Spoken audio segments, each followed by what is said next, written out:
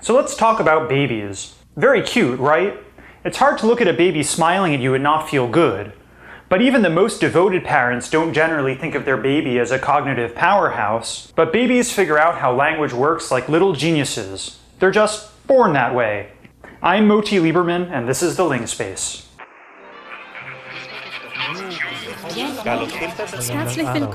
Welcome to the Ling Space.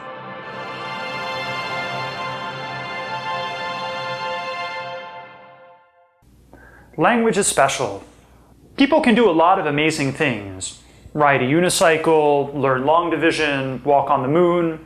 But maybe the most amazing thing human beings do is language. Don't believe me? Just wait. So the most important idea for today's episode is the theory that the ability to learn and use language is biologically hardwired into the human brain.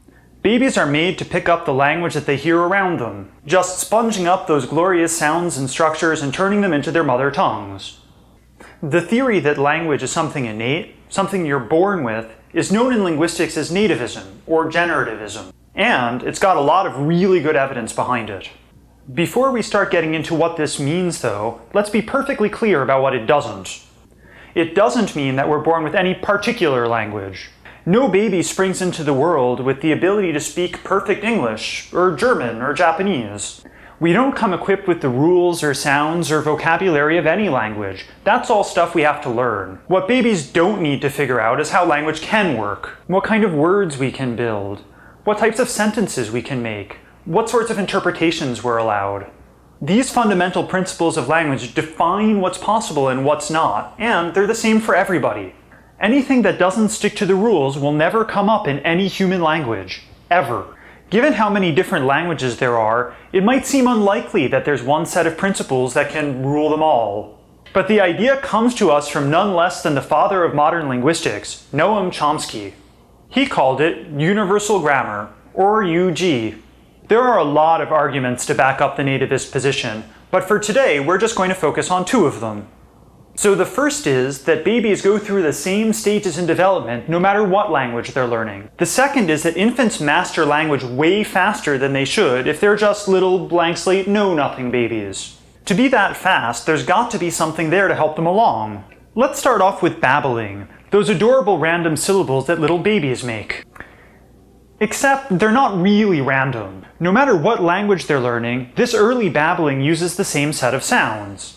One study examined the early babbling of babies from 15 different languages, including English, Thai, Japanese, Arabic, Hindi, and Mayan. Languages where all they have in common is that they're spoken by people. The study found that these babies all prefer labial consonants, or sounds made with the lips, more than other consonants. Stop consonants like P and B, where the airflow through the mouth is totally blocked, over others, and vowels made low in the mouth like A and Ah, over those that are made higher up, like E and Oo. And all of that is independent of how often, or even whether at all, these languages make use of these sounds. Babbling Hindi learning babies make the same amounts of the same sounds that Arabic learning babies do. In fact, your average 8-month-old baby can differentiate between any pair of sounds used in any language in the world. Depending on your language, you might not be able to tell the difference between talk and talk, or between lock and rock, but your baby can. It makes sense. A baby needs to be prepared to pick up any language, so they better come equipped to hear anything that could be relevant. It's not just the way they deal with sounds that's the same for all infants. They all pick up words at the same approximate rate and stages too, and that's regardless of how the language they're learning works. It doesn't matter whether or not the babies hear motherese. That way of speaking slow and using easy words and intonation, like, "What a cute baby! Where's the kitty, baby?" It doesn't matter if the language has tone, like Mandarin, or doesn't, like English, or whether the verb comes at the beginning or end of the sentence. In fact, all babies in whatever language will start getting their first words around 10 to 12 months old. By 18 months, they've got about 50 words, and then they undergo a crazy vocabulary spurt, picking up hundreds of words over the next few months, so that by around 2, they'll have about 500. And then they start going even faster. Your average 2.5-year-old is glomming up new words at the rate of about 10 a day. That's faster than your average 3-credit undergraduate language course. So the way the kids make sounds, the way they pick up words, it's all the same worldwide, in Chicago or Tokyo or Cairo or Bangkok. And since the languages they're learning are all so different, this tells us something fundamental about the human brain. How babies learn language is biological. Our brains are configured for language. If you're still not convinced, how about this? There's been a lot of research done on other language acquisition theories, and the results there are just as clear. Maybe you think we can pick up language quicker than other behavioral skills, that there's nothing special about it except how fast we do it. Okay, first, of course kids make mistakes. Calling a deer horsey the first time they see one, saying I eat it instead of I ate. But there's all sorts of mistakes that kids don't make that it seems like they should. For example, when asking a question, Teddy is happy can turn into, is Teddy happy? But Teddy dressed up as Alice can never turn into, dress Teddy up as Alice? Kids never make mistakes like that. Second, if language was just something you picked up without having a blueprint in your brain, it should be possible to approximate some part of it with computer modeling. That's exactly what one linguist tried to do in 2011. She designed 20 different computer models of how the English stress system could be acquired. So what syllables should be pronounced more strongly than others, and what factors matter for deciding that.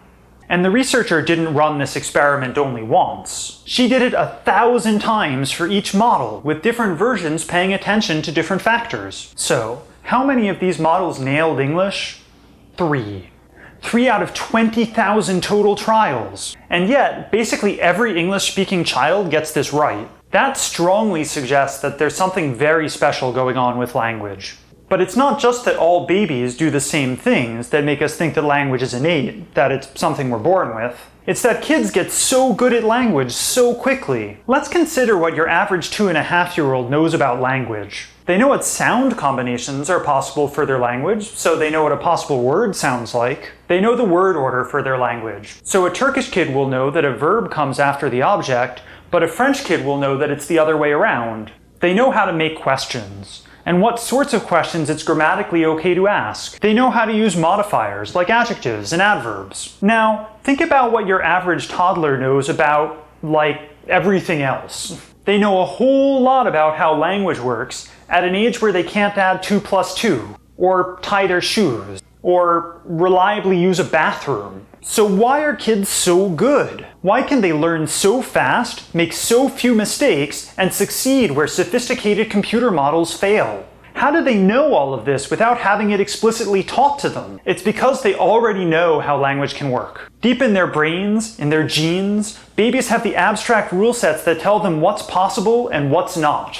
All babies start the same way with the same linguistic abilities. Then they apply the data they hear to the universal grammar in their heads, and they make little linguistic miracles happen every single day. So we've reached the end of the Ling Space for this week. We'll be coming back to talk more about child language in the future. But if you were paying attention this time, you learned that nativist and generativist ideas mean that we think language is innate, but not that any particular language is. That babies go through the same stages of development no matter what language they're learning, and that kids know a whole lot about how language works at a very young age. The Ling Space is written and produced by me, Moti Lieberman. It's directed by Adèle-Élise Prévost, our production assistant is Georges Coulombe, and our music and sound design is by Shane Turner. Our educational consultants are Level Up Learning Solutions, and our graphics team is Atelier Muse. We're down in the comments below, or you can bring the discussion over to our website where we have some extra material on this topic. Check us out on Twitter and Facebook, and if you want to keep expanding your own personal Ling Space, please subscribe. And we'll see you next Wednesday. Mata来週